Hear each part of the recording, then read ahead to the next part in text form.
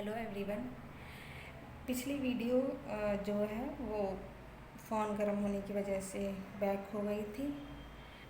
हम second topic देखते हैं, तो थोड़ा मैं स्पीड से करा देती हूँ क्योंकि अभी तो हम मई कर रहे हैं, तो बाकी जून भी कवर करनी है, तो इसलिए तो ठीक है, जल्दी जल्दी देख लेते हैं। तो SCO की बात करते हैं। तो भारत में अभी क्षेत्रीय आतंकवाद विरोधी संरचना है रैट्स की बैठक की मेज़बानी की है भारत ने, और भारत ने SCO रैट्स तंत्र के अध्यक्ष के रूप में अपनी भूमिका भी ग्रहण की है। तो SCO के बारे में है, तो SCO में वैसे 9 मेंबर हैं। एक मेंबर और जुड़ गया था, ईरान, जो स्थायी मेंबर बन गया था। तो कौन कौन से हैं? एक तो रसिया है। देखो 4 कंट्री तो आप यहाँ से याद कर सकते हो मध्य एशिया से: कजाकिस्तान, किर्गिस्तान, उज्बेकिस्तान, ताजिकिस्तान। एक जो देश है तुर्कमेनिस्तान, वो ज़्यादातर कई ग्रुपों में शामिल होता ही नहीं है, तो उसे हटा के 4 तो कंट्री ग्रुपों में रहती हैं, तो ऐसे याद रख सकते हो।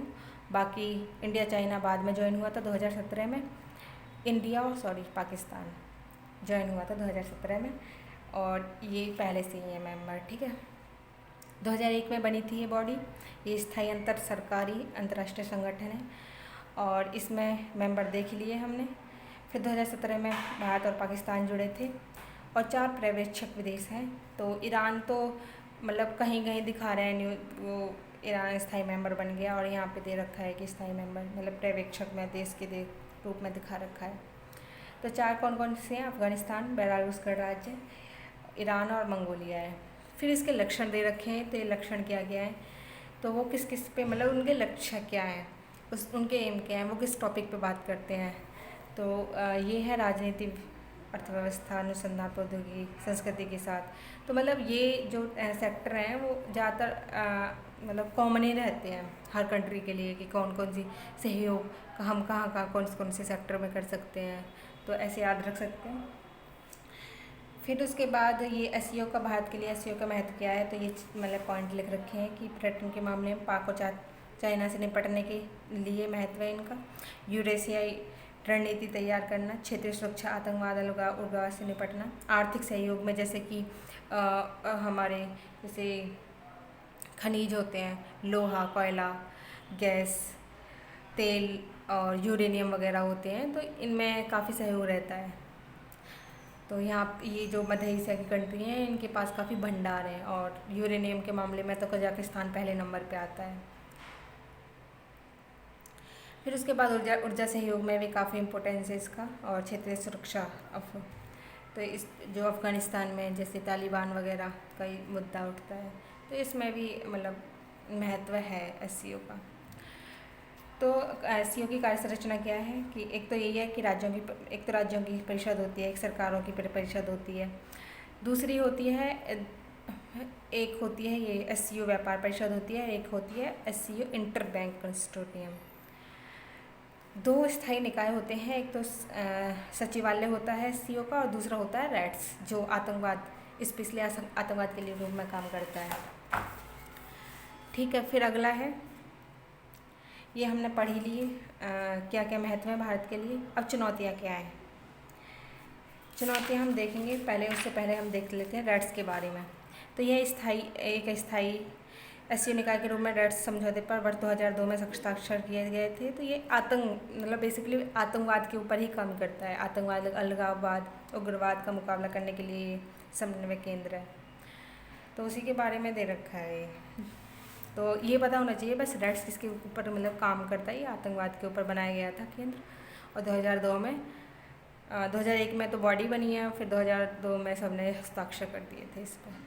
फिर चुनौतियाँ क्या हैं कि यूरेशिया की बढ़ती भू राजनीतिक वास्तविकता के प्रति अनुकूल होना है। भारत पाकिस्तान प्रतिद्वंद्विता, क्योंकि भारत भी है इसमें जुड़ा हुआ, पाकिस्तान भी है, तो दोनों में द्वंद्व होते रहते हैं।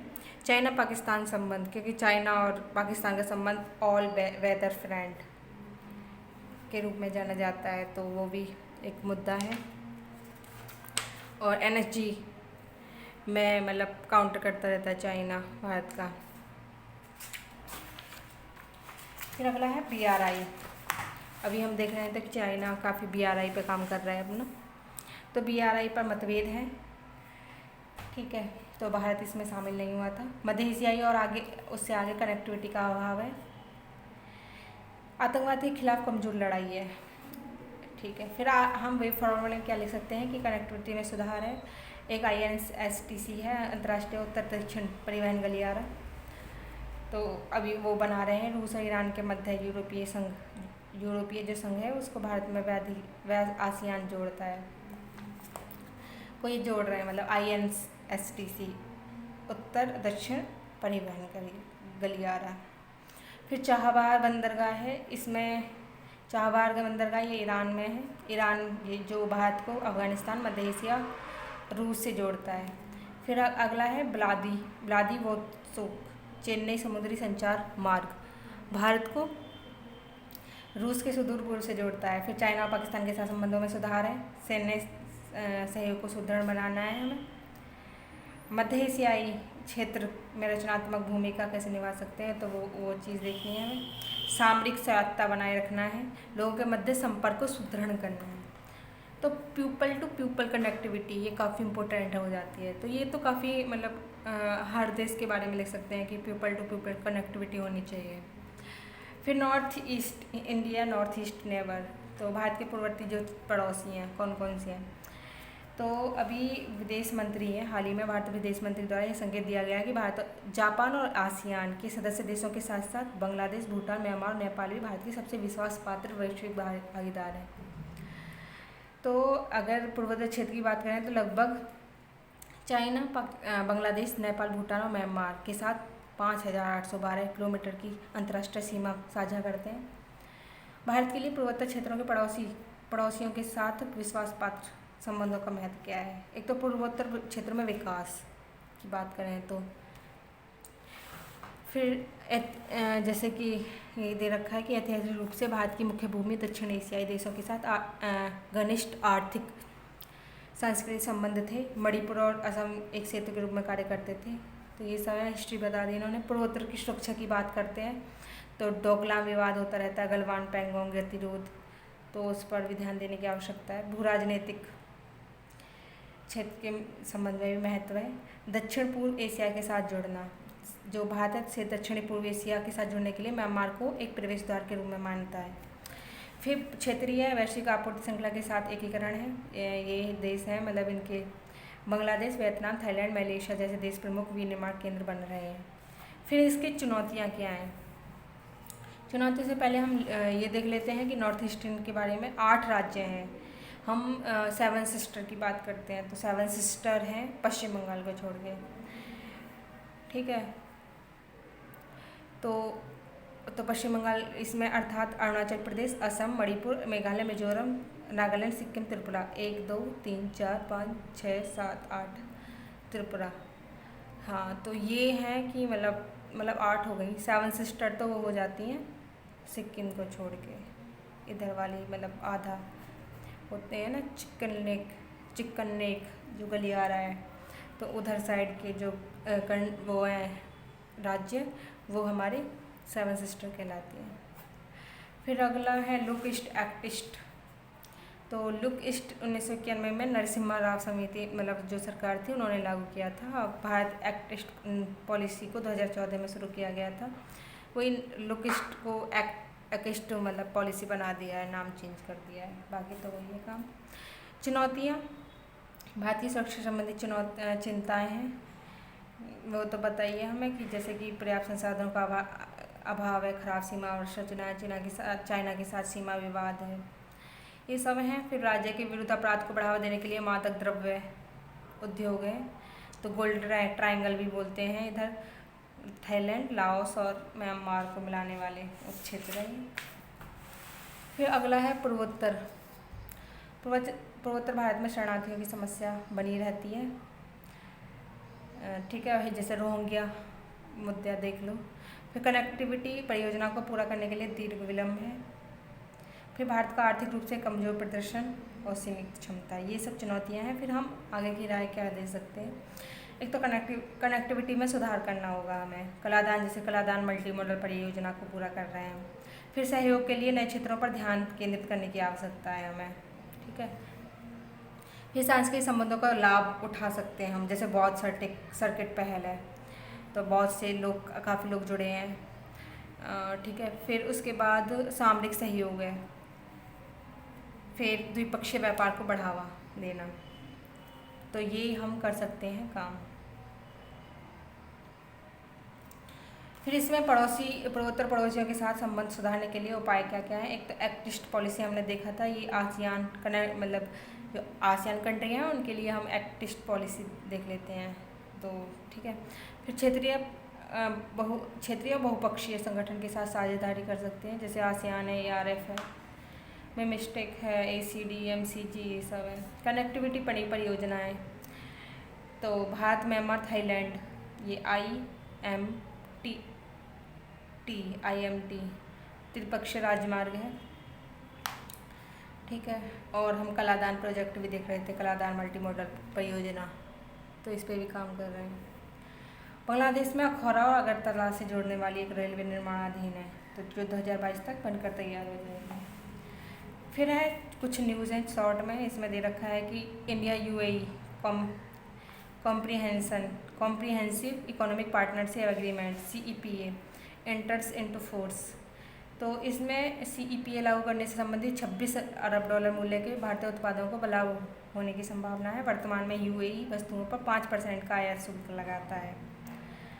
तो अगर हम FTA की बात करें, CEPA की बात करें, तो इनके बारे में मतलब पता होना चाहिए कि FTA फ्री ट्रेड एग्रीमेंट है, कॉम्प्रिहेंशन इकोनॉमिक पार्टनरशिप एग्रीमेंट क्या है। तो इसमें थोड़ा एक है इकोनॉमिक मार्केट, जो मतलब मार्केट जो होती है, जैसे EU है, यूरोपियन यूनियन, तो इनके बारे में पता होना चाहिए कि मतलब क्या क्या है। फ्री ट्रेड एग्रीमेंट मतलब पॉजिटिव या नेगेटिव, इनमें से बोलते हैं।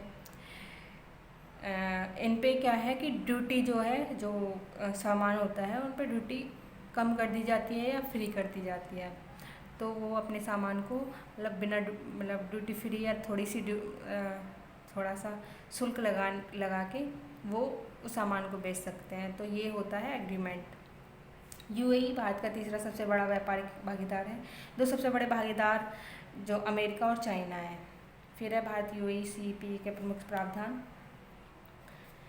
तो इसमें 90% उत्पादों पर शून्य शुल्क लगेगा, तो वही फ्री वाला हो गया। इसमें 90% उत्पादों पर किसी उत्पाद के आयात में अचानक वृद्धि से निपटने के लिए एक स्थायी रक्षोपाय तंत्र की व्यवस्था की गई है। भारतीय जैविक दवाओं को विकसित देशों में अनुमति मिलने के बाद UAE में भी स्वतः पंजीकरण विपणन अधिकार प्राप्त हो जाएगा। फिर एक आया था रूल ऑफ ऑरिजिन, इसमें जैसा सख्त प्रावधान भी किया गया है। 40% जो मूल्य संवर्धन प्राप्त प्रसंस्करण को आवश्यक बनाता है।